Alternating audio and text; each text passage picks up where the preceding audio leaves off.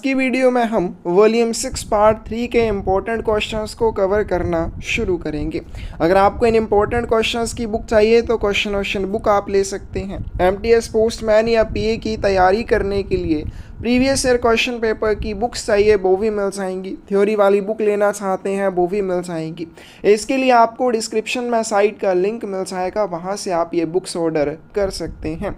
इसके अलावा अगर आप हमारे साथ क्लासेस में जुड़ना चाहते हैं 8270961666 के ऊपर आप हमें मैसेज कर सकते हैं और हमारे साथ क्लासेस में भी जुड़ सकते हैं। और पर्यावरण को बचाने के लिए हमने ज़्यादा से ज़्यादा पौधे लगाने की एक जर्नी शुरू की है। इस जर्नी में आप भी हमारे साथ जुड़ने के लिए डिस्क्रिप्शन में एक चैनल का लिंक मिल जाएगा, उसको सब्सक्राइब करके आप हमारे साथ जुड़ सकते हैं। आप हमारे साथ जुड़ेंगे, हमें मोटिवेशन मिलेगी इस जर्नी को और आगे ले जाने की। तो चलिए वीडियो शुरू करते हैं वॉल्यूम 6 पार्ट 3 के इम्पोर्टेंट क्वेश्चंस के बारे में।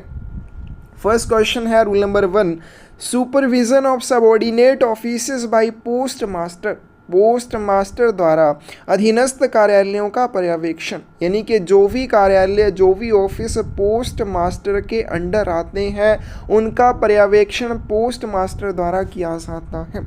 If the post master doubts any SPM और BPM and sees any repeated irregularities by him, he will report the matter to whom। यदि पोस्ट मास्टर को किसी एसपीएम या वीपीएम पर संदेह हो या उसके द्वारा बार बार कोई अनियमितता देखी जाए तो वह मामले को किसके ध्यान में लाएगा? करेक्ट आंसर डी आएगा। एसपीएम के मामले में सुपरिटेंडेंट को बताया जाएगा और बीपीएम के मामले में डिविजनल इंस्पेक्टर को बताया जाता है। तो पोस्ट मास्टर को अगर एसपीएम या बीपीएम के काम में कोई भी डाउट होता है, संदेह होता है या बार बार वो एक ही गलती करते हैं तो इसके बारे में पोस्ट मास्टर के द्वारा एसपीएम के मामले में सुपरिटेंडेंट को, बीपीएम के मामले में डिविजनल इंस्पेक्टर को बताया जाएगा।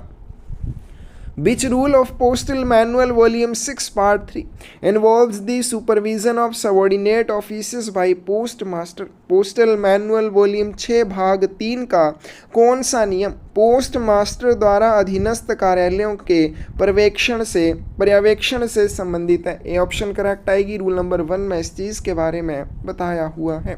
रूल नंबर 2 है examination of BO daily transaction report in sub offices. उप कार्यालयों में बीओ की दैनिक लेन देन रिपोर्ट की जांच करना। Who will verify the BO daily accounts and sign them. BOs के डेली अकाउंट्स का सत्यापन कौन करता है और उनके ऊपर हस्ताक्षर कौन करता है? करेक्ट आंसर क्या आ जाएगा? डी आ जाएगा, सब पोस्ट मास्टर करता है। तो बीओ के जो डेली अकाउंट होते हैं जब वो सब ऑफिस में पहुंचते हैं या अकाउंट ऑफिस में पहुंचते हैं, सब पोस्ट मास्टर के द्वारा उनको वेरीफाई किया जाता है और उनके ऊपर हस्ताक्षर किए जाते हैं। Which of the following is not the responsibility of the SPM with reference to examination of BO daily accounts? BO daily account की जांच के संदर्भ में निम्नलिखित में से कौन सी जिम्मेदारी SPM की नहीं है? तो फर्स्ट ऑप्शन है he should examine the daily account and satisfy himself that it is properly prepared and the closing balance is agree। उससे सबसे पहले क्या करना चाहिए? दैनिक लेखे की जांच करनी चाहिए। तो बीओ के जो डेली अकाउंट होते हैं एसपीएम उनकी जांच करता है और स्वयं को इस बात के लिए संतुष्ट करता है कि बीओ ने जो डेली अकाउंट तैयार किए हैं वो उचित ढंग से तैयार किए हैं और उनका बैलेंस एसपीएम के या सब ऑफिस में जो रिपोर्ट आती है बीओ की उससे एग्री करना चाहिए। Verify the items in transit में वस्तुओं का सत्यापन करना।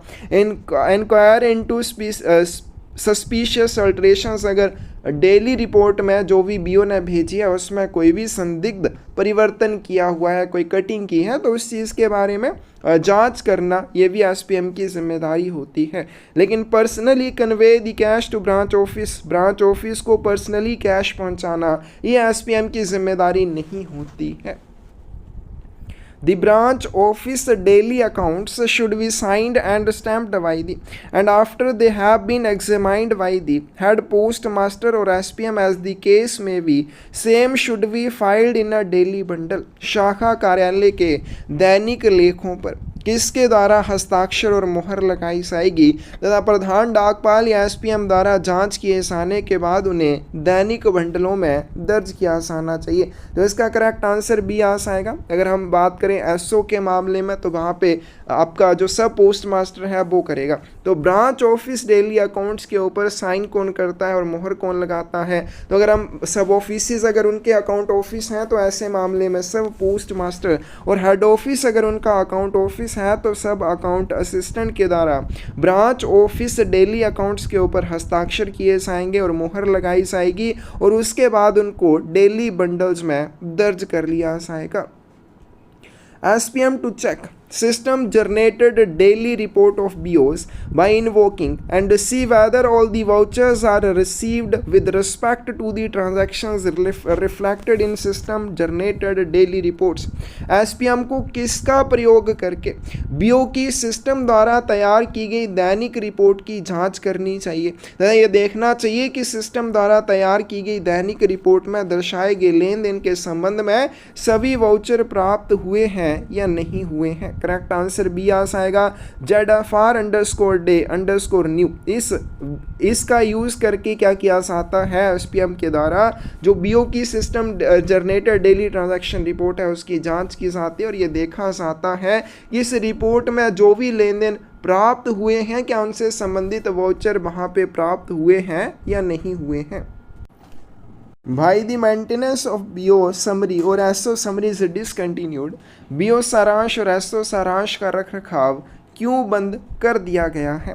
The data is automatically updated and reflected in SAP, क्योंकि बीओ में या एसओ में जो भी काम होता है सैप के माध्यम से ऑटोमेटिकली अपडेट और रिफ्लेक्ट हो जाता है और उसे किसी भी स्थान से एक्सेस किया जा सकता है।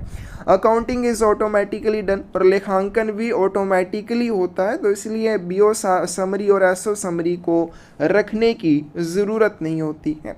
रूल नंबर 3 है relations of sub and branch offices to their account offices. उप और शाखा कार्यालयों का उनके लेखा कार्यालयों से क्या संबंध होता है? सब offices and branch offices exchange respectively with their account offices daily. उप कार्यालय और शाखा कार्यालय अपने लेखा कार्यालयों के साथ किसका आदान प्रदान करते हैं? ये ऑप्शन करेक्ट आ जाएगी। सब ऑफिस अपने अकाउंट ऑफिस के साथ यानी हेड ऑफिस के साथ अकाउंट बैग का आदान प्रदान करेगा और इसके साथ ब्रांच ऑफिस अपने अकाउंट ऑफिस के साथ बीओ बैग्स का शाखा कार्यालय थैलों का आदान प्रदान करता है। BO summary is maintained by which of the following office. BO सारांश निम्नलिखित में से किस कार्यालय द्वारा बनाए रखा जाता है? हालांकि अब इसको नहीं बनाया जाता है लेकिन फिर भी ये क्वेश्चन पूछा जाए तो एसओ बीओ समरी किसके द्वारा बनाकर रखी जाती है? सब पोस्ट ऑफिस में इसका रख रखाव होता था। नेक्स्ट चलते हैं। रूल नंबर 4 है short receipt of vouchers bye account office. लेखा कार्यालय में वाउचरों की कम प्राप्ति। If a voucher is wanting the sub account assistant should write A remark in the against the particulars of missing documents and the post master will attest the same and the regularity also be noted in the. यदि कोई voucher कम प्राप्त होता है तो उप लेखा सहायक को लापता दस्तावेजों के विवरण के सामने किसमें एक टिप्पणी दर्ज करनी चाहिए और पोस्ट मास्टर इसे प्रमाणित करेगा और अनियमितता को कहाँ पे नोट किया जाएगा? करेक्ट आंसर ये आ जाएगा एसओ डेली अकाउंट और एरर बुक इन दोनों में भरे जाएंगे। तो जब भी कोई वाउचर कम प्राप्त होता है और किसी वाउचर की आवश्यकता होती है सब अकाउंट असिस्टेंट जो भी वाउचर कम प्राप्त हुआ है उसके बारे में किस में लिखेगा? एसओ डेली अकाउंट में लिखेगा। कहाँ पर? अब जो एसओ डेली अकाउंट होता है उसमें सभी वाउचर्स की प्रविष्टियाँ होती हैं, एंट्रीज होती हैं। जिस वाउचर की प्राप्ति नहीं हुई है उस वाउचर की एंट्री के सामने उस वाउचर के बारे में रिमार्क दिया जाएगा और सेम चीज़ पोस्ट मास्टर को दिखाते हुए इस अनियमितता को एरर बुक में भी दर्ज किया जाएगा। बट इज ये फुल फॉर्म ऑफ यूसीआर? यूसीआर की फुल फॉर्म क्या होती है? सी ऑप्शन करेक्ट आ जाएगी unclassified receipts. If the voucher is not submitted on the call or no explanation is afforded by the sub office or branch office concerned for withholding the voucher, the case should be, यदि बुलाए जाने पर भी voucher जमा नहीं किया जाता है, मान लीजिए अकाउंट ऑफिस में जो एक वाउचर कम प्राप्त हुआ है, आपने जो भी काम किया है उससे संबंधित जो डेली ट्रांजैक्शन रिपोर्ट वहाँ पे आई है उसके संबंध में एक वाउचर आपकी तरफ से अकाउंट ऑफिस में कम प्राप्त होता है, तो अकाउंट ऑफिस से आपको उस वाउचर को जमा करने के लिए कहा जाएगा। लेकिन जब ऐसा बोलना चाहता है कि वाउचर जमा कीजिए, उसके बाद भी आप वाउचर जमा नहीं करते हैं या आपने उस वाउचर को क्यों रोक के रखा है उस चीज़ के बारे में आप कोई एक्सप्लेनेशन नहीं देते हैं, कोई स्पष्टीकरण नहीं देते हैं, तो इस मामले को किसे दिया जाएगा, किसके पास भेजा जाएगा? तो इसका करेक्ट आंसर क्या आ जाएगा? डी आ जाएगा। सब डिविजनल इंस्पेक्टर को इस चीज़ के बारे में बताया जाएगा।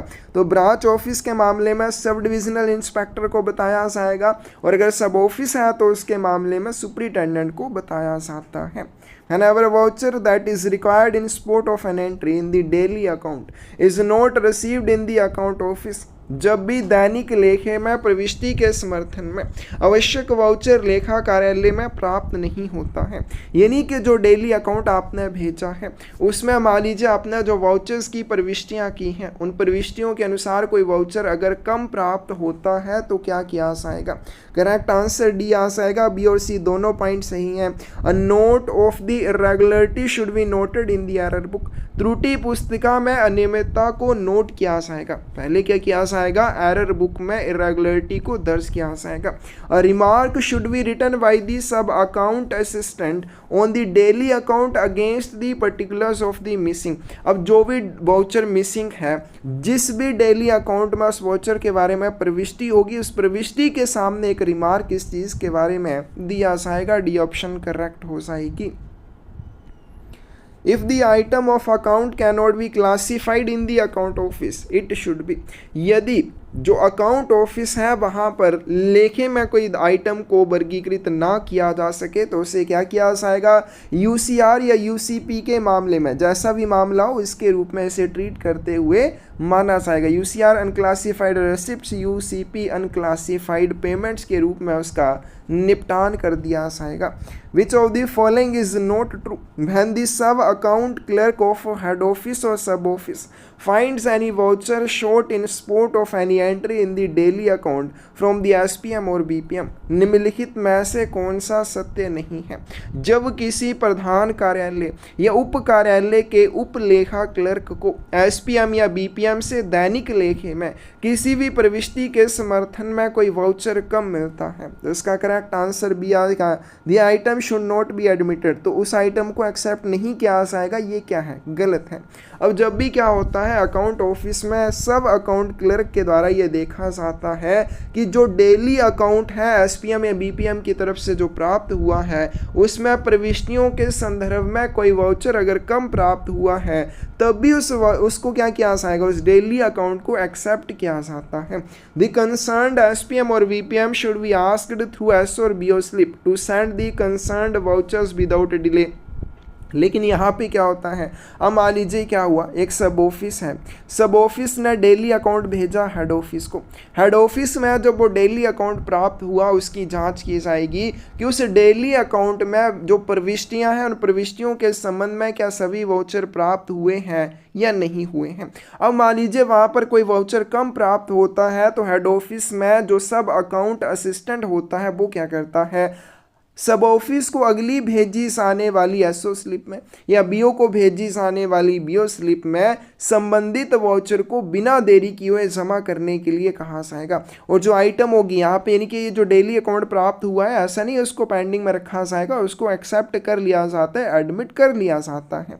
The item should be included in H or SO account as pending the result from this kind of subordinate post office। और इस प्रकार के अधीनस्थ डाकघर से लंबित परिणाम के रूप में आइटम को एचओ या एसओ लेखे में शामिल किया जाना चाहिए। तो इनमें से गलत कौन सा है? बी ऑप्शन करेक्ट आ जाएगी।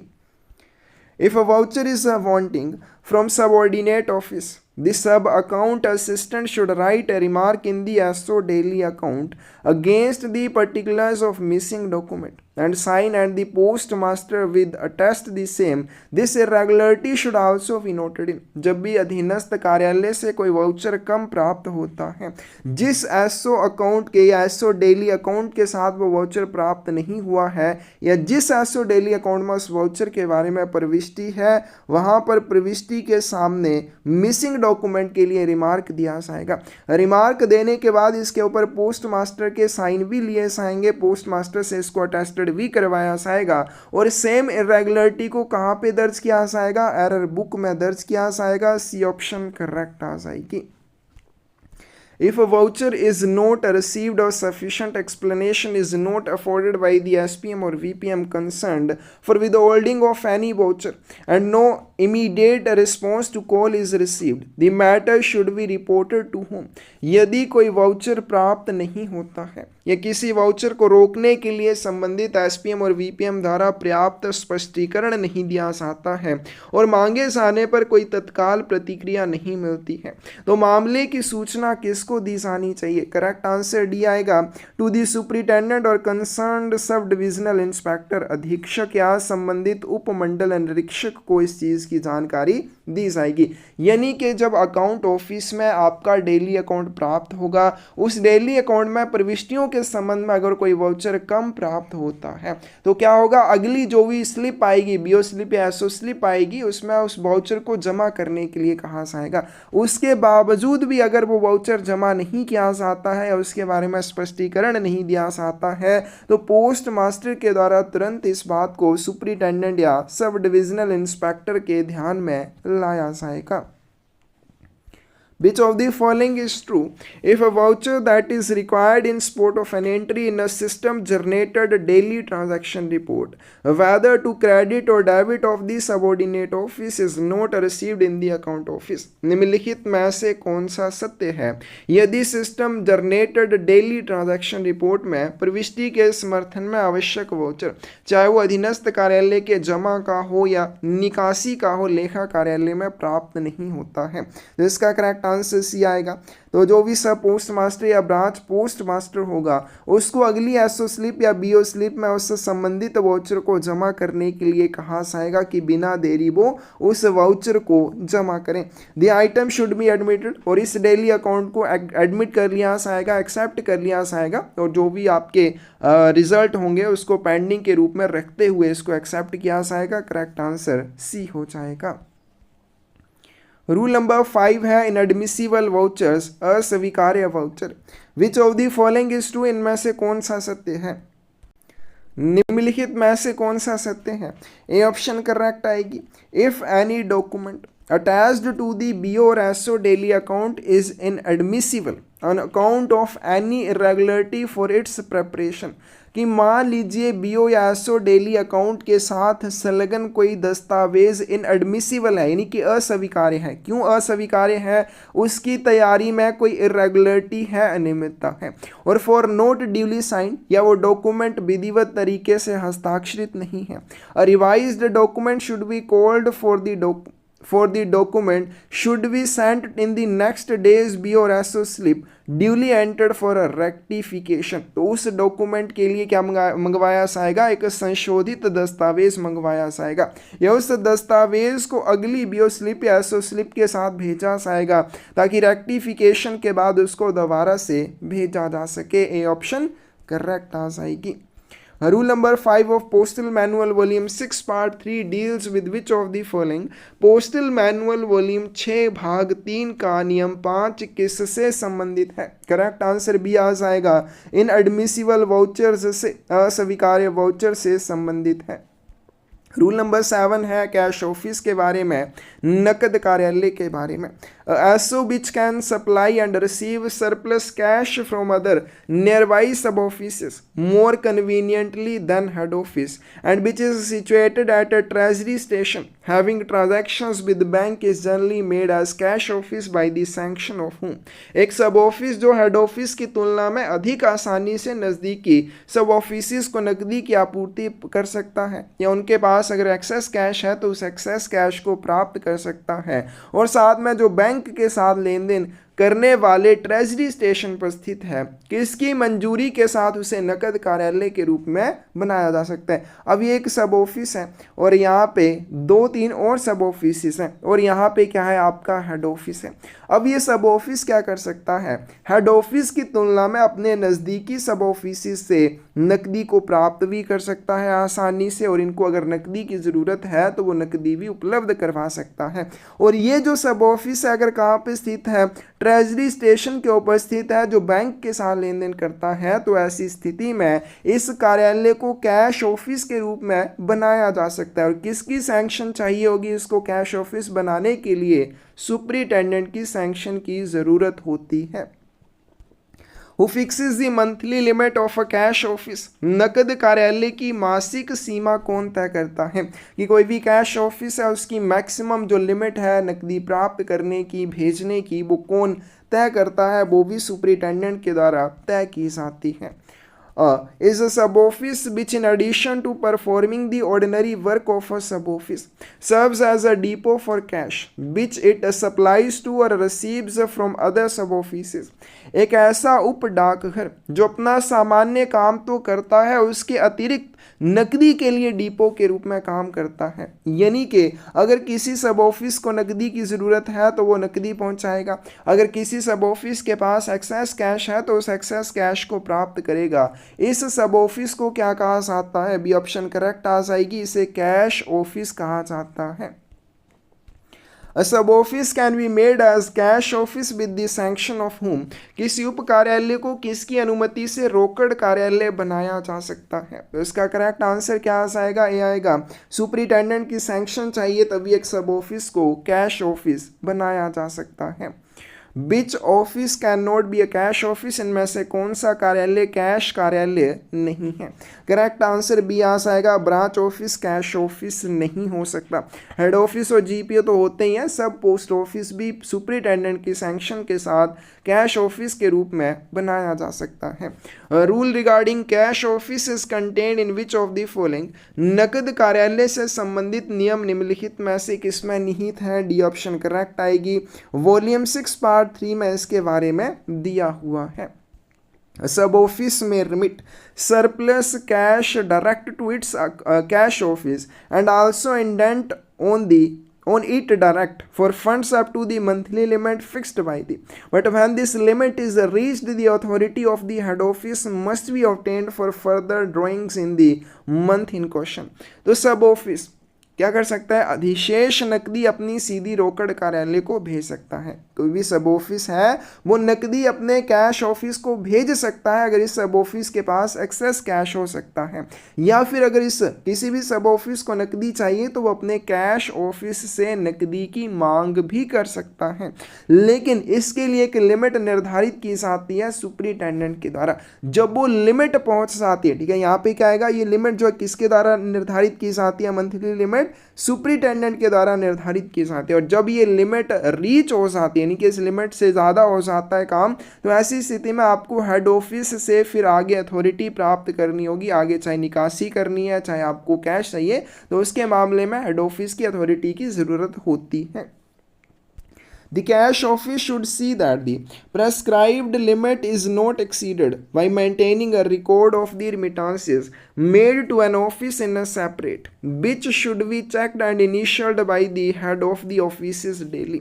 रोकड़ कार्यालय को यह देखना चाहिए कि वो जिन सब ऑफिस को नकदी दे रहा है या जिनसे नकदी प्राप्त कर रहा है, निर्धारित सीमा का उल्लंघन नहीं होना चाहिए। इसके लिए कार्यालय को किए गए धन प्रेषण का रिकॉर्ड रखा जाएगा कि जो भी कैश ऑफिस है वो अपने सब ऑफिस को जो भी नकदी भेजता है या प्राप्त करता है, इसके लिए वो एक रिकॉर्ड मेंटेन करके रखता है ताकि लिमिट जो है वो एक्सीड ना हो। इस जो ये रिकॉर्ड जो है कहाँ पे रखा जाता है, तो सेपरेट एरर बुक का यूज़ इस रिकॉर्ड को रखने के लिए किया जाता है। Ordinarily, every sub-office situated at will be required to act as a cash office, but the superintendent's sanction is required in each case।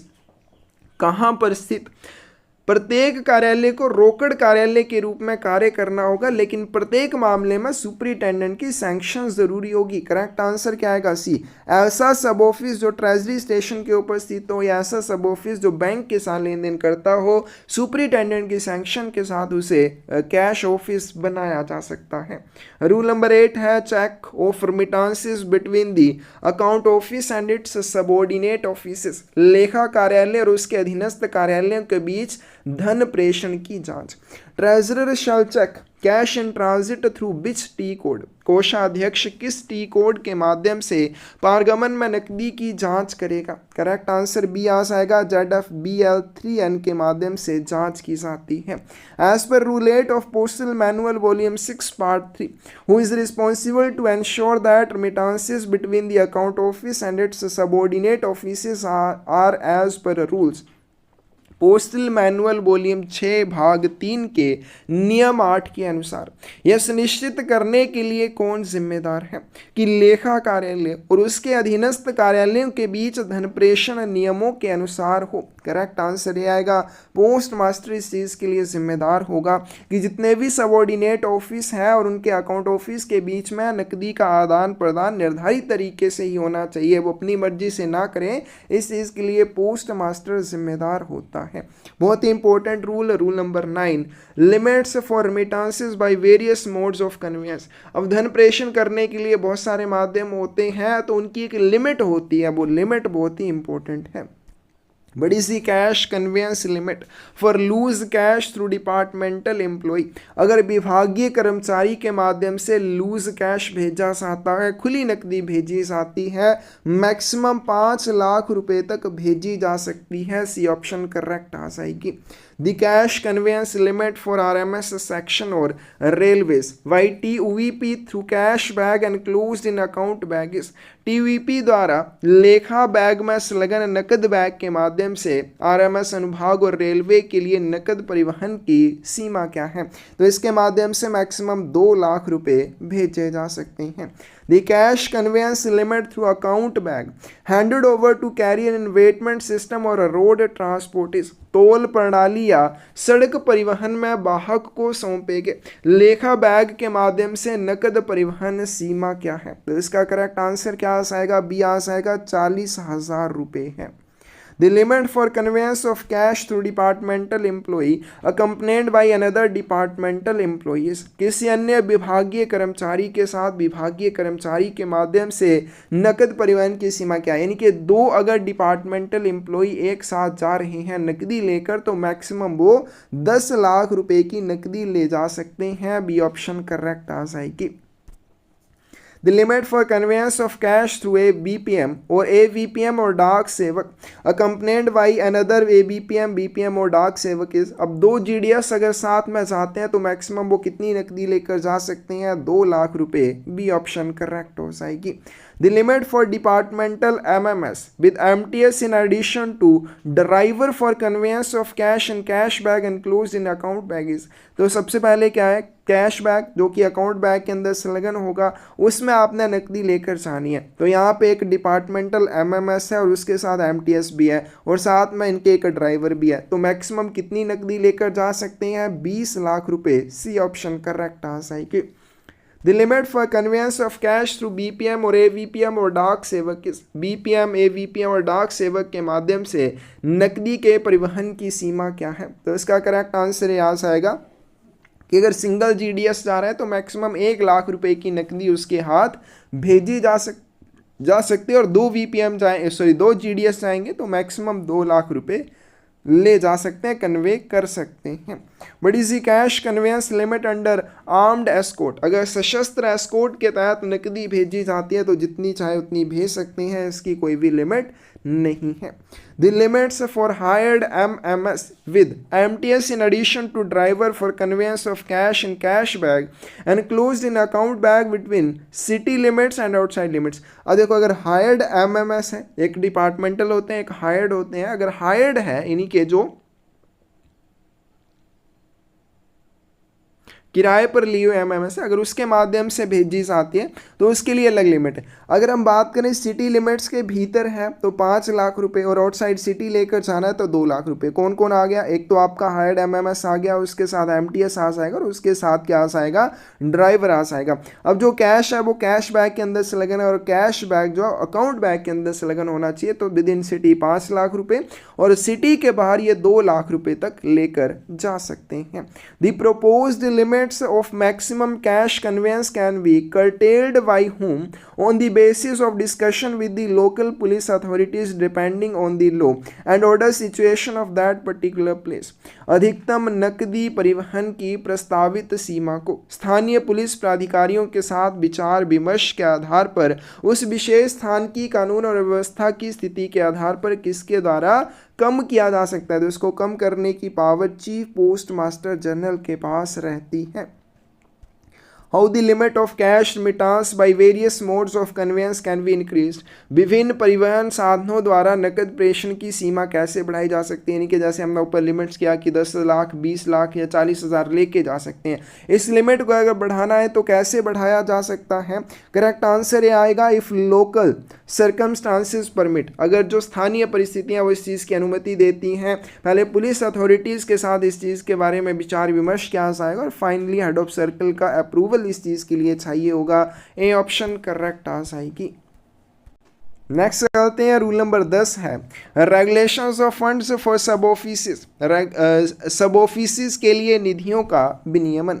One of the most important duties of is to make arrangements for supply of funds to its sub-offices under it and obtain excess cash more than authorized maximum balance from the sub-offices।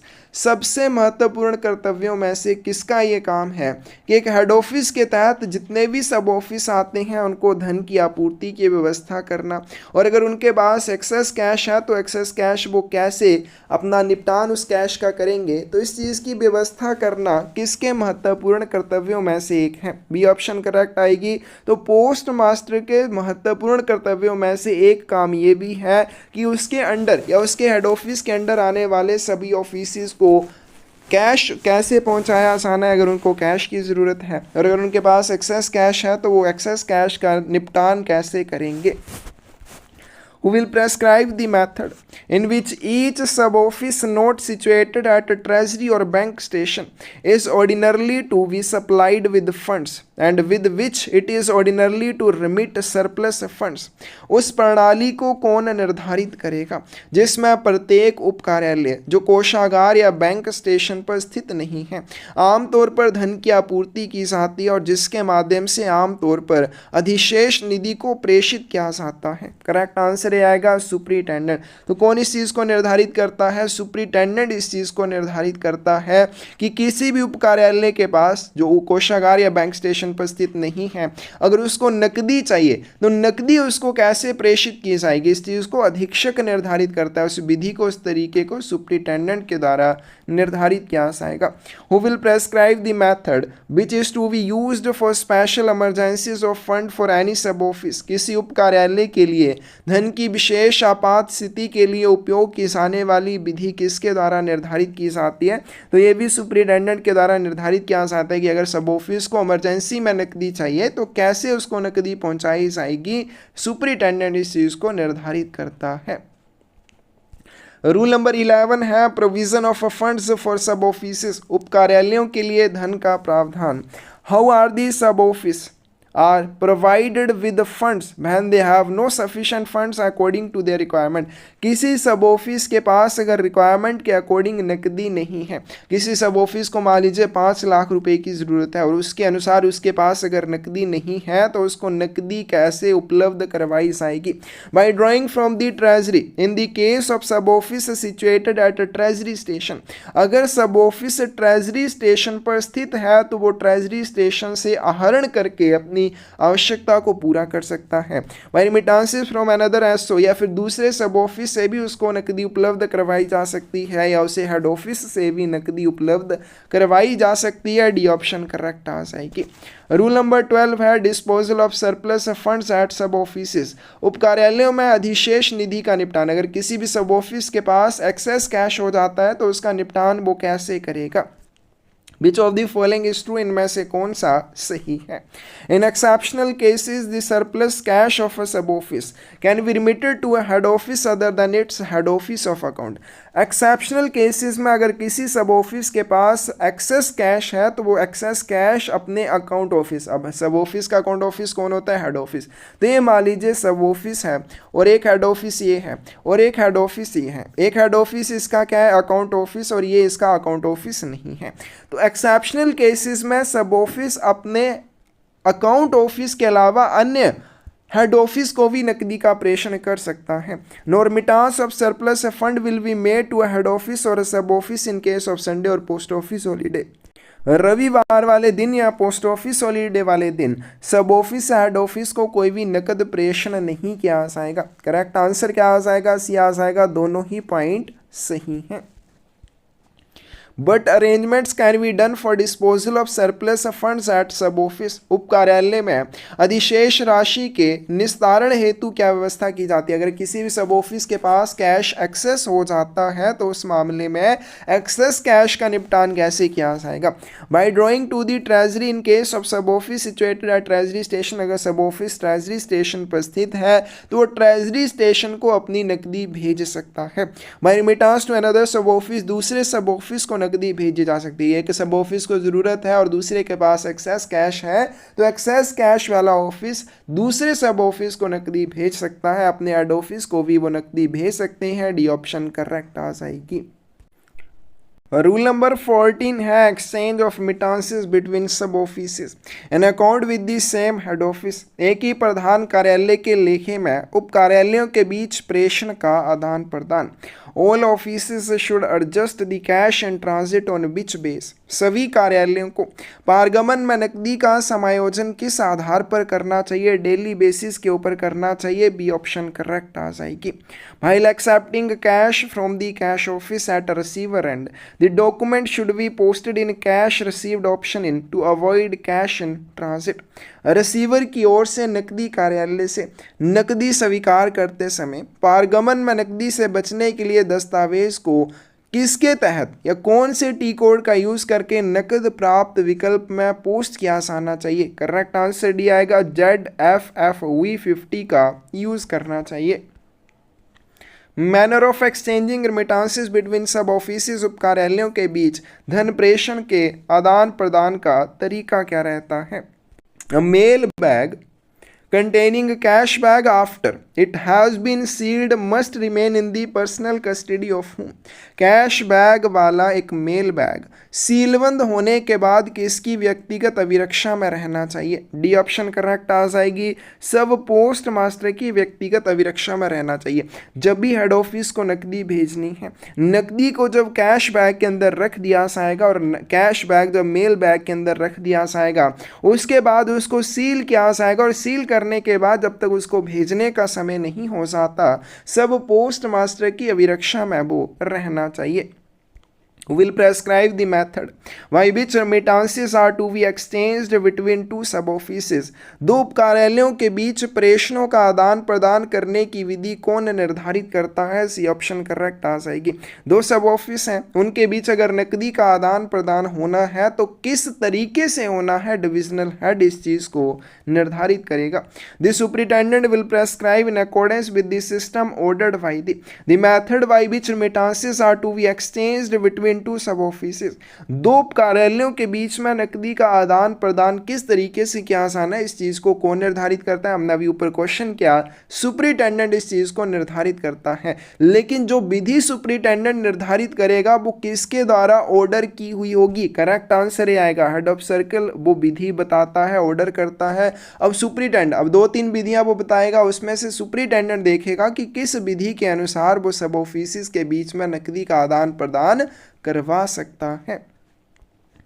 Rule number 17 है contents of an account bag, account bag की सामग्री। An account bag from the sub office to head office contain, जब भी account bag sub office से head office को भेजा जाता है तो उसमें क्या क्या शामिल होता है।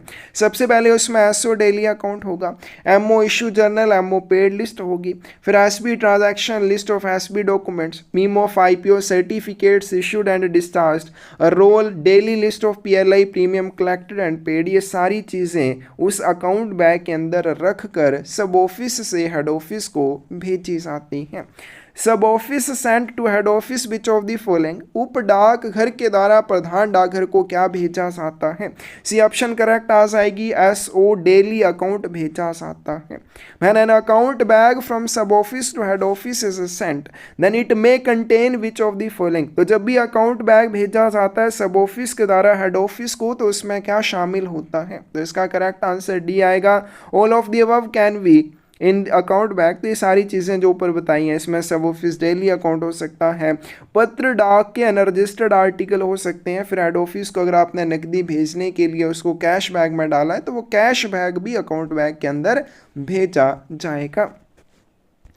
The sub-office slips received by sub-offices should be signed, date stamped and filed in। जब भी सब ऑफिस के द्वारा सब ऑफिस स्लिप प्राप्त होती है तो क्या होता है, उसके ऊपर हस्ताक्षर किए जाते हैं, उसके ऊपर मोहर लगाई जाती है और उसको कहाँ पे दाखिल किया जाता है। करेक्ट आंसर आएगा, इनके मंथली बंडल बनाए जाते हैं। जो भी सब ऑफिस स्लिप्स प्राप्त होती हैं उनके क्या बनाए जाते हैं, मंथली बंडल बनाए जाते हैं। ये ऑप्शन करेक्ट आ जाएगी। रूल नंबर 18 है एसओ स्लिप्स के बारे में।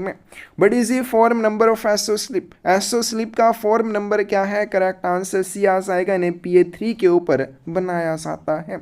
और the SO slip is prepared, SO slip कैसे तैयार की जाती है, डुप्लीकेट में, यानी कि इसकी 2 प्रतियां बनाई जाती हैं। ए ऑप्शन करेक्ट आ जाएगी। Who prepares the SO slip in the head office, head office में SO स्लिप कौन तैयार करता है, सब अकाउंट असिस्टेंट करता है। ये ऑप्शन करेक्ट आ जाएगी। हेड ऑफिस सेंड टू सब ऑफिस, प्रधान डाकघर उप डाकघर को क्या भेजता है, SO स्लिप भेजता है। बी ऑप्शन करेक्ट आ जाएगी। The movement of SO slip is from, SO slip कहाँ से कहाँ को भेजे जाते हैं, इसे हेड ऑफिस से सब ऑफिस को भेजा जाता है और सब ऑफिस हेड ऑफिस को क्या भेजता है, SO डेली अकाउंट भेजता है। दोनों को याद रखना है।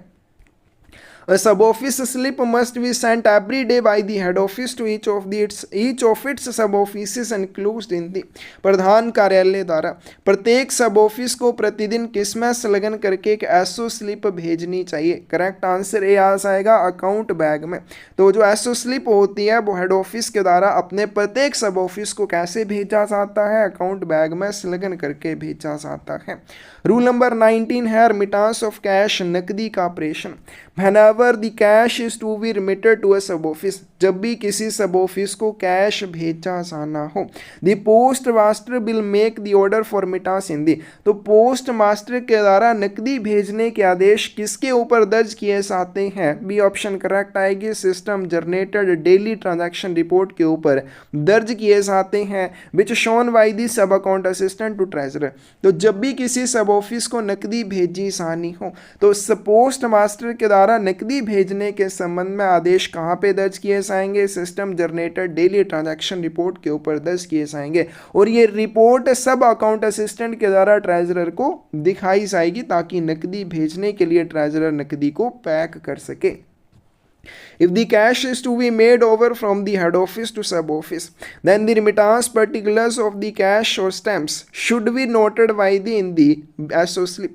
यदि नकदी को हेड ऑफिस से सब ऑफिस को स्थानांतरित किया जाना है तो नकदी या स्टैंप के प्रेषण विवरण को SO स्लिप में किसके द्वारा नोट किया जाएगा। करेक्ट आंसर सी आएगा, सब अकाउंट असिस्टेंट के द्वारा नोट किया जाता है। रूल नंबर 20 है supply of postage and other stamps, डाक एवं अन्य टिकटों की आपूर्ति करना। When postage or other stamps are to be sent to a sub office who will write his orders regarding the supply on system generated daily transaction report. तो जब भी किसी सब ऑफिस को पोस्टेज या अन्य स्टैम्प्स भेजी जानी यानी कि डाक टिकट या अन्य टिकट भेजे जाने हैं, भेजने के संबंध में या आपूर्ति के संबंध में अपने आदेश कौन system generated daily transaction report के ऊपर दर्ज करेगा। ए ऑप्शन करेक्ट आएगी, पोस्ट मास्टर के द्वारा किए जाते हैं। When postage or other stamps are to be sent to a sub-office, the postmaster will write his orders regarding the supply on system-generated daily transaction report, which will be shown by whom to treasurer. जब भी postage या other stamps किसी सब office को भेजी जानी हो तो आदेश पोस्ट मास्टर के द्वारा system generated daily transaction report के ऊपर दर्ज किए जाएंगे और ये आदेश ट्रेजरर को दिखाए जाते हैं। कौन दिखाता है? डी ऑप्शन करेक्ट आएगी, सब अकाउंट असिस्टेंट दिखाता है। Which T code is used for remitting postage stamps to a sub office by the head office. Head office द्वारा सब ऑफिस को पोस्टेज स्टैम्प्स रिमिट करने के लिए कौन से टी कोड का यूज किया जाता है? MIGO टी कोड का यूज किया जाता है। The head office treasurer will log in SAP to remit postage stamps to a sub office and enter the T code MIGO and print the invoices slips through which T code। प्रधान कार्यालय कोषाध्यक्ष उप कार्यालय को डाक ticket भेजने के लिए SAP में लॉगिन करेगा और टी कोड MIGO को दर्ज करेगा और किस टी कोड के माध्यम से चालान पर्ची प्रिंट होती है? तो चालान पर्ची को प्रिंट करने के लिए MB90 टी कोड का यूज किया जाता है। यहाँ पे ये जो टी कोड शब्द लिखा है, यहाँ पे टी का मतलब होता है ट्रांजैक्शन, लेन देन code. The sub-office treasurer after manually checks the postage stamps from head office with invoice slip। अब जब सब ऑफिस में डाक टिकट इत्यादि पहुंचते हैं तो क्या होता है? सब ऑफिस का जो ट्रेजरर होता है, चाहे वो SPM भी हो सकता है, तो SPM क्या करेगा? SPM उन पोस्टेज स्टैम्प्स की जांच करेगा इनवॉइसेस स्लिप्स के साथ और वो क्या करेगा? लॉगिन करेगा फिर SAP में और फिर कौन से टी कोड का यूज़ करके उन स्टैम्प्स को एक्नॉलेज या प्राप्त करेगा? तो ये भी सेम टी कोड का यूज़ करता है। हेड ऑफिस जिस टी कोड का यूज करता है स्टैम्प्स भेजने के लिए, सेम वही टी कोड का यूज करके SPM के द्वारा या सब ऑफिस के ट्रेजरर द्वारा उनको एक्नॉलेज किया जाता है। डी ऑप्शन करेक्ट आ जाएगी। रूल नंबर 21 है remittances sent through the post. डाक के माध्यम से भेजी गई धनराशि। If any remittance in cash or currency notes or in postage or other stamps is to be sent from the head office to the sub office through the post, then the remittance will be enclosed by whom in the cash bag. यदि नकद और मुद्रा नोटों या डाक या अन्य टिकटों में कोई प्रेषण मुख्य कार्यालय से उप कार्यालय को डाक के माध्यम से भेजा जाना है तो प्रेषण नकद बैग में किसके द्वारा संलग्न किया जाता है? ट्रेजरर के द्वारा किया जाता है। रूल नंबर 22 है रिमिटांस थ्रू स्पेशल कैरियर। विशेष वाहक के माध्यम से धन प्रेषण करना। When remittance is to be sent to a sub office through special carrier, the amount should be made over by the treasurer to the carrier as per the method prescribed by whom. जब विशेष वाहक के माध्यम से सब office को प्रेषण भेजा जाना हो तो राशि किसके द्वारा? निर्धारित विधि के अनुसार कोषाध्यक्ष द्वारा वाहक को सौंपी जाएगी। कि सब ऑफिस को अगर नकदी लेकर कोई कैरियर जा रहा है, वाहक जा रहा है, उस वाहक को नकदी कैसे सौंपी जानी है, कौन सा मेथड यूज किया जाएगा, तो इसका कौन निर्धारित करता है? Head of circle. Head of circle वो मेथड निर्धारित करेगा जिसके आधार पर ट्रेजरर द्वारा कैरियर को नकदी दी जाएगी सब ऑफिस तक पहुंचाने के लिए। In sub offices, the SPM should count the money received from the carrier and grant a receipt in the if the remittance is received loose। SO में SPM को वाहक से प्राप्त धन की गणना करनी चाहिए और प्रेषण खुला होने पर किस में रसीद देनी चाहिए। अगर कैरियर नकदी को लूज लेके आता है, खुला लेके आता है, तो SPM क्या करेगा? नकदी की काउंटिंग करेगा, नकदी की गणना करेगा और गणना करने के बाद कैरियर को इस चीज़ के लिए एक रिसिप्ट दी जाती है और ये रिसिप्ट किस में दी जाती है? कैरियर्स बुक या डायरी में, वाहक की किताब या डायरी में इस चीज के लिए रिसिप्ट दी जाती है। When remittance is made to a sub office through a special carrier in which document a remark should be written for the information of SPM as to how the money was sent। जब भी विशेष वाहक के माध्यम से नकदी भेजी जाती है SPM की जानकारी के लिए कि नकदी आपको कैसे भेजी गई है, किस चीज़ में एक रिमार्क दिया जाता है। बी ऑप्शन करेक्ट आएगी। एसओ स्लिप में एक रिमार्क देकर भेजा जाता है। In sub office cash received through special carrier receipt for the sum should be given in which of the following. उप कार्यालयों में विशेष वाहक के माध्यम से प्राप्त नकद राशि की प्राप्ति के लिए रसीद कहाँ पर दी जाती है? सी ऑप्शन करेक्ट आएगी, कैरियर्स बुक या डायरी में दी जाती है। When a remittance to a sub-office is to be sent through a postman, overseer or other subordinate, the amount should be made over by treasurer to carrier, either loose or enclosed in a cash bag in accordance with the method prescribed by whom। अभी हमने ऊपर question कर लिया कि सब office को अगर नकदी लूज भेजी जानी है किसी भी कैरियर के माध्यम से या जैसे भी भेजी जानी है, लेकिन वाहक के माध्यम से भेजी जानी है, तो वाहक को किस तरीके से, किस मेथड के माध्यम से वो नकदी दी जाएगी ट्रेजरर के द्वारा, इस मेथड को चीफ पोस्ट मास्टर जनरल के द्वारा निर्धारित किया जाता है। कौन सी ऑप्शन करेक्ट आ जाएगी? सी ऑप्शन करेक्ट आ जाएगी। When a remittance is made over loose to the carrier, he should be required to grant a receipt in which of the following for the sum। जब कोई प्रेषण वाहक को खुला सौंपा जाता है तो उसे राशि के लिए किसमें एक रसीद देनी होगी? करेक्ट आंसर सी आ जाएगा, hand to hand receipt book में। अभी आप बोलेंगे ऊपर हमने क्या पढ़ा, कैरियर्स बुक या डायरी में इस चीज़ के लिए रसीद दी जाएगी, दोनों में अलग अलग फ़र्क है। अब देखो, जो आपका कैरियर होगा, कैरियर के लिए उस नकदी को कहाँ पे रिसिप्ट देनी पड़ेगी? Hand to hand receipt book में। और जब कैरियर वो नकदी लेकर एसपीएम को सौंप देगा तो एसपीएम से रिसिप्ट लेगा, तो एसपीएम से वो कहाँ पे रिसिप्ट लेगा? कैरियर्स बुक और डायरी में इस चीज़ के लिए रिसिप्ट लेगा, तो दोनों अलग अलग चीज़ें हैं। रूल नंबर 23 है supply of Indian postal orders, भारतीय पोस्टल ऑर्डर की आपूर्ति। IPOs are remitted between head office to sub office under which T code? IPOs किस टी कोड के तहत प्रधान कार्यालय से उप कार्यालय को भेजे जाते हैं? ये ऑप्शन करेक्ट आ जाएगी, MIGO टी कोड का यूज करके इन्हें प्रधान कार्यालय से उप कार्यालय को भेजा जाता है। IPOs are remitted between head office to sub office under MIGO T code and one document containing details of its printed in। IPO को कैसे भेजा जाता है? अगर प्रधान कार्यालय से उप कार्यालय को भेजना है तो इसके लिए भी MIGO टी कोड का यूज़ किया जाता है। पोस्टेज अन्य स्टैंप्स भेजनी है तो भी सेम टी कोड का यूज़ किया जाता है। अब जो भी IPO भेजे हैं उनके विवरण को दर्शाने वाले एक दस्तावेज को प्रिंट करके भेजना होता है, और उस दस्तावेज को प्रिंट करने के लिए कौन से टी कोड का यूज़ किया जाता है? MB90 का यूज़ किया जाता है।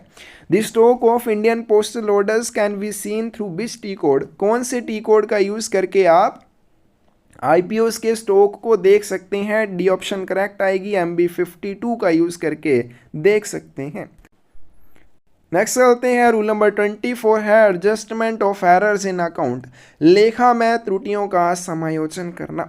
The adjustment to the errors in any transaction or change in any GL head may be done by after confirmation of genuineness from concerned branch of or the documents shall be reversed back to its original office for necessary corrections। किसी भी लेन then में त्रुटि या किसी भी GL शीर्ष में परिवर्तन का समायोजन संबंधित शाखा से वास्तविकता की पुष्टि करने के बाद कौन कर सकता है? कि अगर किसी भी ट्रांजैक्शन में कोई एरर है या किसी भी GL हेड में कोई चेंज करना है तो ये कौन कर सकता है? हेड पोस्ट मास्टर कर सकता है, लेकिन पहले वो संबंधित ब्रांच से जहाँ से इस तरह की एरर वाली कोई भी ट्रांजैक्शन रिपोर्ट प्राप्त हुई है या दस्तावेज प्राप्त हुआ या GL कोड को चेंज करना है, पहले उस ब्रांच से उसके बारे में उसकी पुष्टि करेगा, उसकी वास्तविकता की पुष्टि करेगा और उसके बाद ही वो इसमें सुधार करेगा। बी ऑप्शन करेक्ट आ जाएगी। रूल नंबर 25 है SB स्लिप्स के बारे में, बट इस SB27 क्या है? SB स्लिप्स को कहा जाता है, ऑप्शन करेक्ट आ जाएगी। रूल नंबर 26 है closing of account bags in the head office, प्रधान कार्यालय में अकाउंट बैग को बंद करना। Cash bags should be sealed with which of the following? Cash bag को निम्नलिखित में से कैसे सील किया जाता है? बी ऑप्शन करेक्ट आएगी, cash seal or with black sealing wax. Cash seal और ब्लैक सीलिंग वैक्स के साथ इसे सील किया जाता है। बी ऑप्शन करेक्ट आ जाएगी। When there is no cash bag is enclosed, then the account bag will be closed and sealed by whom? जब भी संलग्न करने के लिए कैश बैग ना हो तो थैला किसके द्वारा बंद और सील किया जाएगा? तो अकाउंट बैग को कौन बंद करता है? बी ऑप्शन करेक्ट आएगी, सब अकाउंट असिस्टेंट बंद करेगा, लेकिन अगर उसमें भेजने के लिए कोई भी कैश बैग ना हो। The account bags without cash bag including will be closed and sealed by whom, बिना कैश बैग वाले अकाउंट बैग को किसके द्वारा बंद और सील किया जाएगा? तो इसका भी करेक्ट आंसर बी आ जाएगा। अगर अकाउंट बैग में कोई कैश बैग भेजने के लिए नहीं है तो सब अकाउंट असिस्टेंट के द्वारा ही इस अकाउंट बैग को बंद और सील कर दिया जाएगा। The account bags without cash bag included will be closed and sealed by sub account assistant। कहते हैं हमने ऊपर भी कर लिया कि जब भी आपने अकाउंट बैग भेजना है और उसके अंदर भेजने के लिए आपके पास कैश बैग नहीं है तो उसे कौन बंद और सील करेगा? सब अकाउंट असिस्टेंट करता है। And then they should be made over under receipt to which department if they are to be dispatch inside mail bag. बहुत इंपॉर्टेंट क्वेश्चन है। ऐसे अकाउंट बैग को फिर रसीद के तहत किसे सौंपा जाना चाहिए अगर इसे मेल बैग में संलग्न करके भेजना है? क्या अकाउंट बैग है, अकाउंट बैग के अंदर आप कैश बैग नहीं भेज रहे हैं तो ऐसे अकाउंट बैग को सब अकाउंट असिस्टेंट क्लोज और सील करेगा। फिर जब उसने क्लोज और सील कर दिया, रसीद के तहत ये अकाउंट बैग किसको सौंप देगा? अगर उसको आपने मेल बैग के अंदर प्रेषित करना है तो इसे सॉर्टिंग डिपार्टमेंट को सौंपा जाएगा। ए ऑप्शन करेक्ट आएगी। और नेक्स्ट क्वेश्चन में भी सेम ही चीज़ पूछी है कि ऐसे आपका जो सब अकाउंट असिस्टेंट है जब वो अकाउंट बैग को बंद और सील करेगा कि उसमें कोई भी कैश बैग नहीं भेजना है, अगर इस अकाउंट बैग को लूज भेजना है तो ऐसी स्थिति में ये जो अकाउंट बैग होगा रसीद के तहत मेल डिपार्टमेंट को सौंपा जाएगा। और इसको अगर आपने मेल बैग में संलग्न करके भेजना है तो सॉर्टिंग डिपार्टमेंट को सौंपना होगा। Cash seal being impressed with which of the following, cash seal निम्नलिखित में से किससे मुद्रित होनी चाहिए? तो इसका करेक्ट आंसर हमारे पास क्या आ जाएगा? A, with the black sealing wax. जब भी कैश सील लगाई जाती है तो ब्लैक सीलिंग वैक्स के साथ लगाई जाती है। रूल नंबर 27 है opening of account and cash bag in sub office, उपकार्यालय में लेखा और नकदी बैग खोलना। तो cash bag received in account office should be open by home, जब भी अकाउंट ऑफिस में कैश बैग प्राप्त होता है तो किसके द्वारा खोला जाता है? ट्रेजरर के द्वारा। लेकिन ट्रेजरर कैसे खोलता है? इन दी प्रेजेंस ऑफ दी सब अकाउंट असिस्टेंट, उपलेखा सहायक की उपस्थिति में कोषाध्यक्ष के द्वारा उस कैश बैग को खोला जाएगा। Weight of the cash bag received from a sub office should be checked in the presence of whom, उपकार्यालय से प्राप्त नकदी बैग का वजन किसकी उपस्थिति में जांचा जाना चाहिए? ये ऑप्शन करेक्ट आएगी, सब अकाउंट असिस्टेंट की उपस्थिति में जांचा जाना चाहिए। तो आज की वीडियो में बस हम यहीं तक करेंगे। बहुत सारे इंपॉर्टेंट क्वेश्चन हमने कर लिए, सिर्फ एक ही और इसकी वीडियो बनाएंगे और जो बार बार क्वेश्चन आपसे पूछे जाते हैं एग्जाम में वॉल्यूम 6 पार्ट 3 के बारे में, वो सारे हमारे यहाँ से कवर हो जाएंगे। तो अगर आप इनको अच्छे से कर लेते हैं, 2 या 3 जो भी क्वेश्चन आपसे एग्जाम में यहाँ से पूछे जाएंगे वो जरूर कवर हो जाएंगे। अगर आपको इन क्वेश्चंस की बुक चाहिए तो क्वेश्चन बुक की तरफ आप जा सकते हैं। इसके अलावा एमटीएस पोस्टमैन या पीए की तैयारी करने के लिए आपको बुक्स चाहिए तो इसके लिए डिस्क्रिप्शन में साइट का लिंक मिल जाएगा, वहाँ से आप डायरेक्टली भी ऑर्डर कर सकते हैं। या क्लासेज में जुड़ना है या आप हमसे डायरेक्ट कॉन्टैक्ट करके बुक्स लेना चाहते हैं 8627096166 के ऊपर आप हमें मैसेज कर सकते हैं। और हमने पर्यावरण को बचाने के लिए से ज़्यादा पौधे लगाने की एक जर्नी शुरू की है। इस जर्नी में आप भी हमारे साथ जुड़ें। अगर आप हमारे साथ जुड़ेंगे तो हमें मोटिवेशन मिलेगी इस जर्नी को बहुत आगे तक ले जाने की। धन्यवाद।